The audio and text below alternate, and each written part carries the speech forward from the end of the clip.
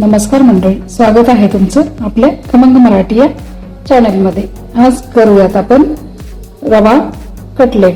त्यामध्ये आपण अगदी 3-4 प्रकारच्या भाज्यांचा वापर करणार आहोत, कारण अशाही भाज्या खाल्ल्या जात नाही।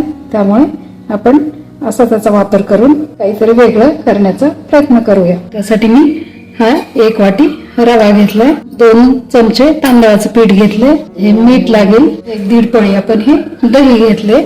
आता आपण हे सर्व मिक्स करून घेणार आहोत। भाज्यांमध्ये आपण घेतले गाजर घेतले, मी अगदी छोटे 2 गाजर असतील, नंतर ककडी घेतली आहे 1 छोटी, नंतर 1 शिमला मिरची घेतली, नंतर 1 कांदा आहे, 5-6 हिरव्या मिरच्या आहेत, ह्या तिखट नाही आहेत मिरच्या, नंतर ही थोडीशी कोथिंबीर। आता हे सर्व आपण त्या मिश्रणामध्ये टाकून घेऊ आणि सर्व असं मस्त मिक्स करून पीठ छान मळून घेऊ।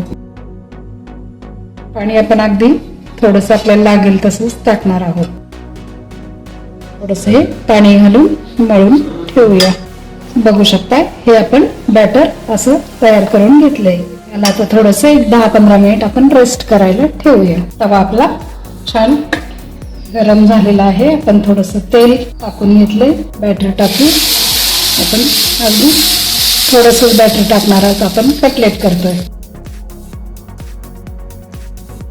वरती आपण थोडंसं तेल पसरवून घेऊ आणि झाकण ठेवून आपण ते अगदी दोन्ही बाजूने 2-2 मिनिट भाजून घेऊया।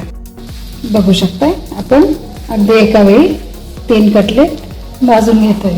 हे आपण काढून घेऊ।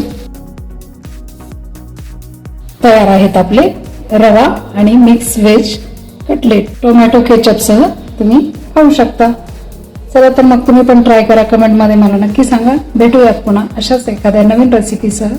तोपर्यंत मस्त राहा आणि चवीने खा। Thank you for your love and support.